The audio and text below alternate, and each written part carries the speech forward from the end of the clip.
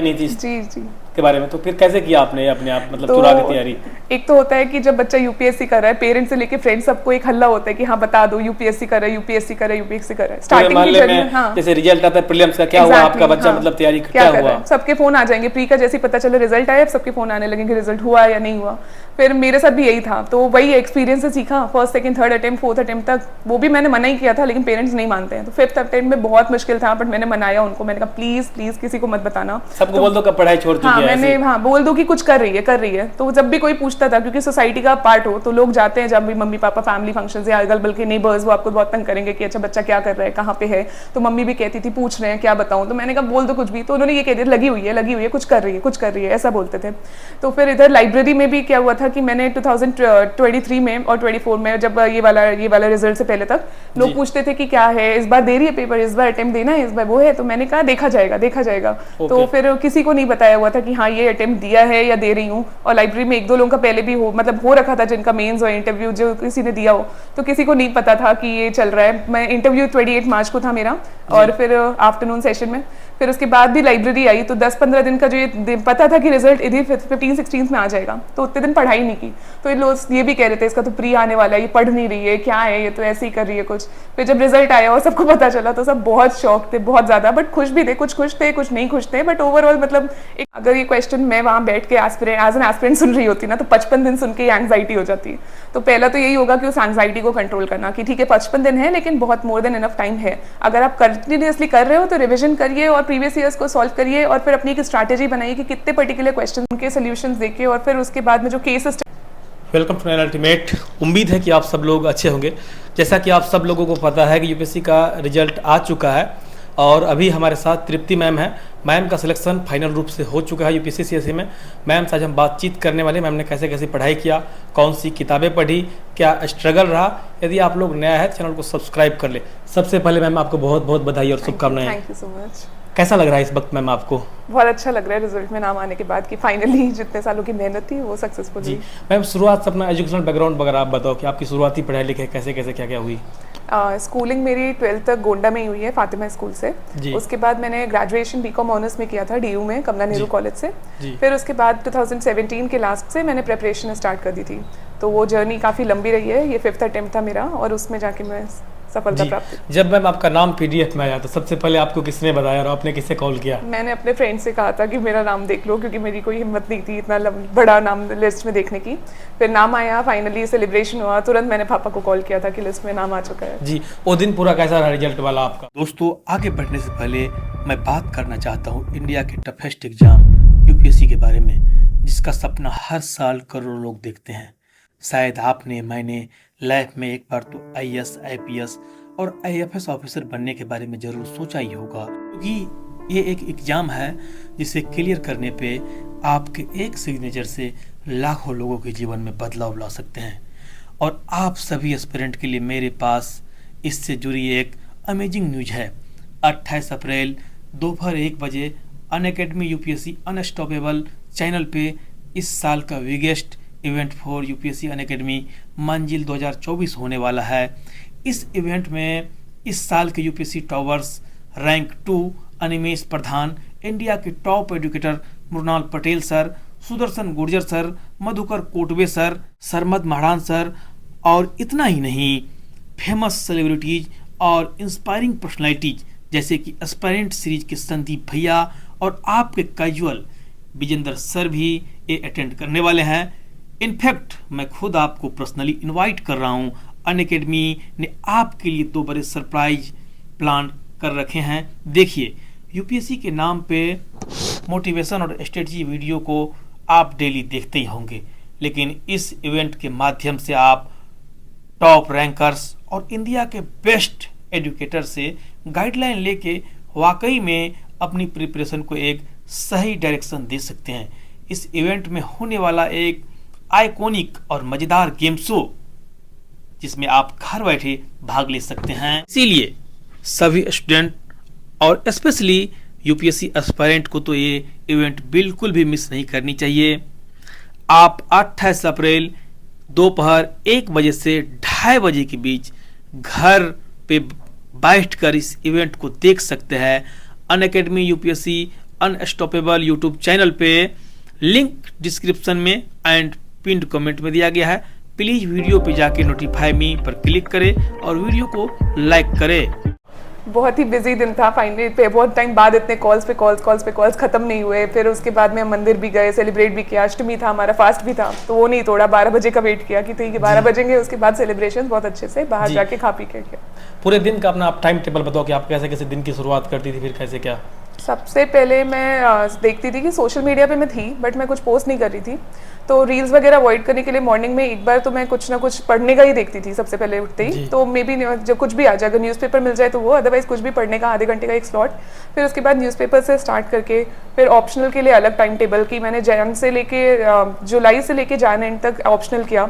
फिर उसके बाद प्री पे शिफ्ट हुई 4 महीने। फिर ऐसे करते करते धीरे धीरे फिर एग्जाम तक मतलब प्री चला। जी मैम, आप लाइब्रेरी में पढ़ती थी या फिर रूम वगैरह में कैसे पढ़ती थी? मैंने लाइब्रेरी ही ज्वाइन की हुई थी, क्योंकि 5th अटेम्प्ट था तो लोगों के साथ मिलके पढ़ने में और थोड़ा सोशलाइज करने में ज़्यादा इन्वॉल्व होकर अच्छा लगता है पढ़ने में। जब आप एक बार पढ़ाई करने बैठती थी तो कितने टाइम तक मतलब पढ़ाई करती थी? मेरा तो वो 40-50 मिनट्स का एक सेशन होता है, उसके बाद 10 मिनट का ब्रेक, 10-15 मिनट, फिर 40-50 मिनट्स का सेशन, ऐसे ऐसे करके पढ़ाई की है मैंने। जी, कभी कभी जब पढ़ाई में मन नहीं लगता उस टाइम पे आप क्या करती थी? फिर तो हम दोस्तों से बात करते हैं, घूमने चले जाते हैं, कहीं खाने चले गए या मूवीज देख ली या कहीं शॉपिंग करने चले गए, ऐसे टाइम निकल जाता है। मैम, इस एग्जाम के लिए आपको मोटिवेशन कैसे मिला? मोटिवेशन तो एक पॉजिटिव एटीट्यूड रखना ज़रूरी है। उसके अलावा आपके फ्रेंड्स होते हैं जो आपको मोटिवेट करते हैं, तो वहीं से इंटरनली मोटिवेशन आई थिंक आ जाता है कि एक अर्ज नेवर गिविंग अप एटीट्यूड होना चाहिए, वहाँ से आ जाएगा मोटिवेशन। प्रीलिम्स से 1 मंथ पहले मैम आपकी क्या स्ट्रेटजी थी? प्रीलिम्स से 1 मंथ पहले एक मेंटली फोकस रखना था कि हाँ प्रीलिम्स आ रहा है, और प्रीलिम्स में क्या 2 घंटे के लिए अपना वो मेंटल वो बनाना चाहिए। तो स्लीपिंग स्केड्यूल भी उसी हिसाब से रखिए कि जो एग्जाम है 9 से 11 उस टाइम पे आप रहोगे वहाँ पे रेडी।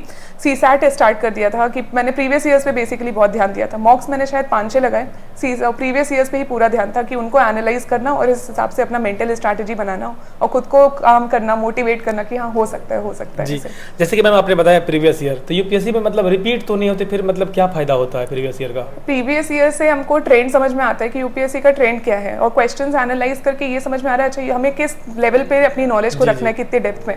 जैसे 2021 में और 22 में ऑप्शंस में चेंजेस आए थे। ओनली 1 ओनली 2 का ऑप्शंस यूपीएससी ने 2022 में 3-4 क्वेश्चन में दिया। वहीं 23 मेंस में ये आई थिंक बहुत ज्यादा लेवल पे इस चीज को लगाया गया।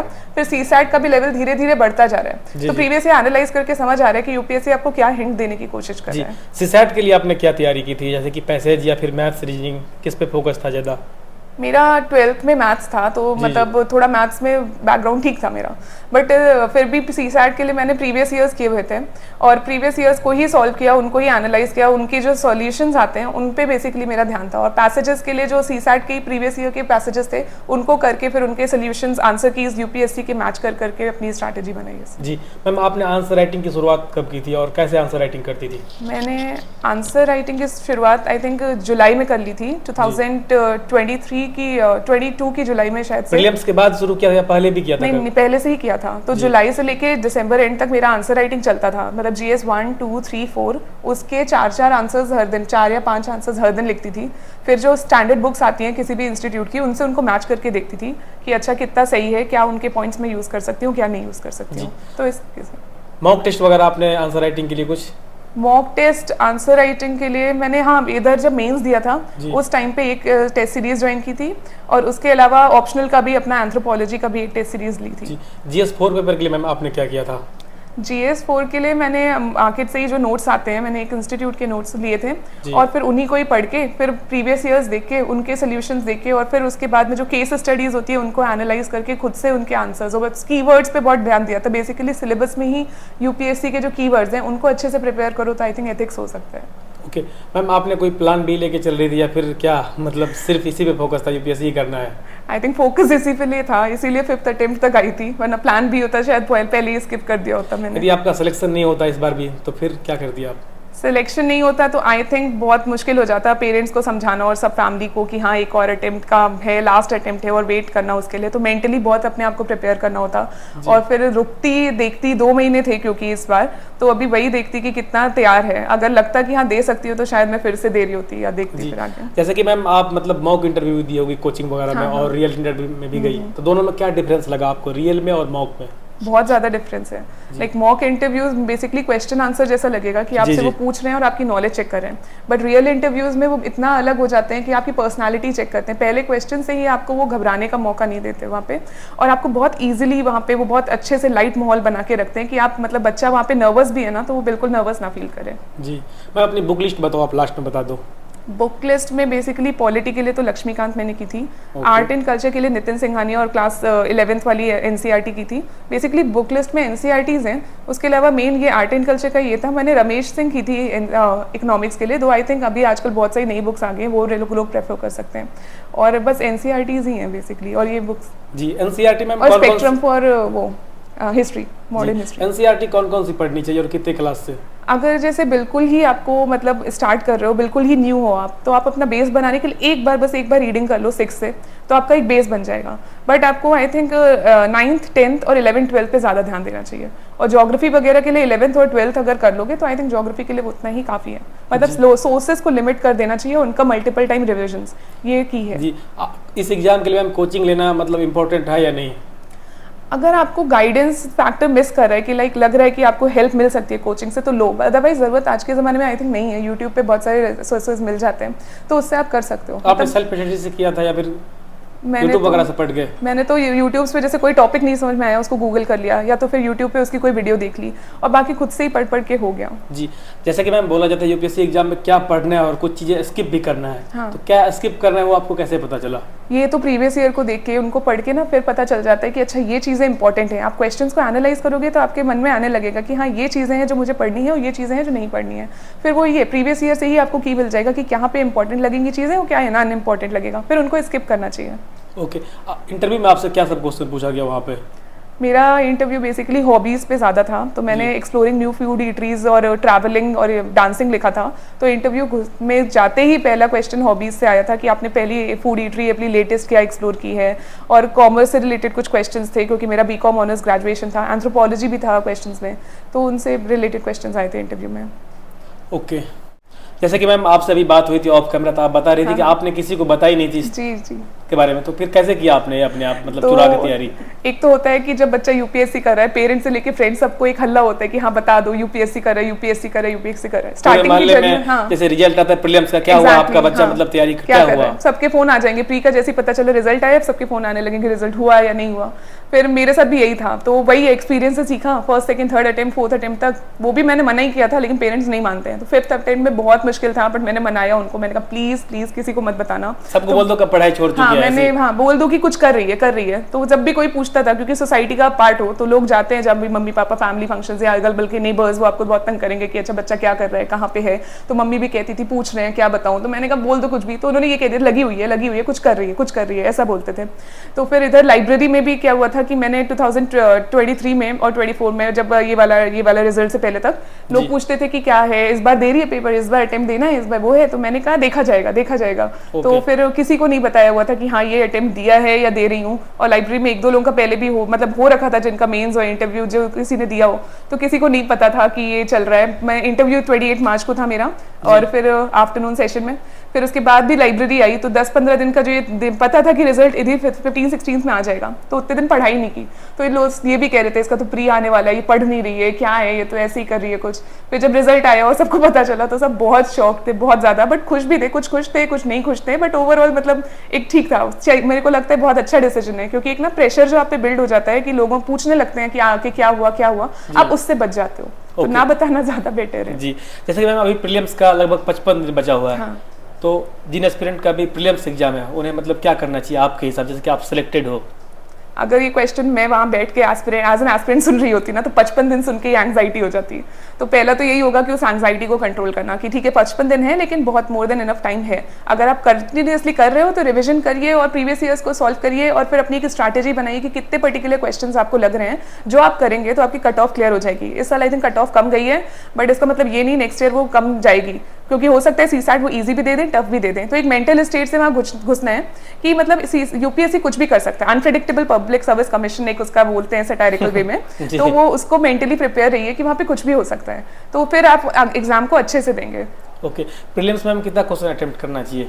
मैंने तो अराउंड 80 क्वेश्चंस अटेम्प्ट किए हैं आई थिंक, मुझे याद नहीं है श्योरली, 80-85 था मेरा इस बार के अटेम्प्ट में क्वेश्चंस। सीसैट में मेरा को ये था कि अपना सीसैट इस बार का बहुत ही वो था अनप्रेडिक्टेबल काफ़ी लेवल पे। जी। तो वो चीज़ें कि कॉम्प्रिहेंशन आया हुआ था बहुत कम, न्यूमेरिकल ज़्यादा थे। तो मैं तो पहले तो स्टार्ट करते हुए 1 घंटा प्रोसेस किया कि अच्छा कैसे चल रहा है, फिर एंड मोमेंट तक, पहला सीसैट था ये मेरा जो मैं एंड मोमेंट तक गई हूँ करते करते, लास्ट मोमेंट तक मेरा जब तक पेन चले। तो मैंने ये देखना था कि कितने में मेरे पासिंग मार्क्स तो क्रॉस करने हैं कहीं से। फिर सर वो करते करते आई थिंक मेरा जो भी रहा, मेरे 80 आए थे इस बार सीसैट में। तो आई डोंट नो, मतलब 50 अराउंड 50 क्वेश्चंस मैंने शायद अटेम्प्ट किए होंगे 45 से 50 के बीच में सीसैट में। ओके मैम, थैंक यू, आपने टाइम दिया। Thank you so much. जैसा कि आपको मैंने बताया था कि अनअकैडमी यूपीएससी अनस्टॉपेबल चैनल पे इस साल का biggest event for UPSC Unacademy मंजिल 2024 होने वाला है। तो इस इवेंट को आप लोग मिस मत करें। डिस्क्रिप्शन बॉक्स में दिए गए लिंक पे क्लिक करके नोटिफाई मी कर ले।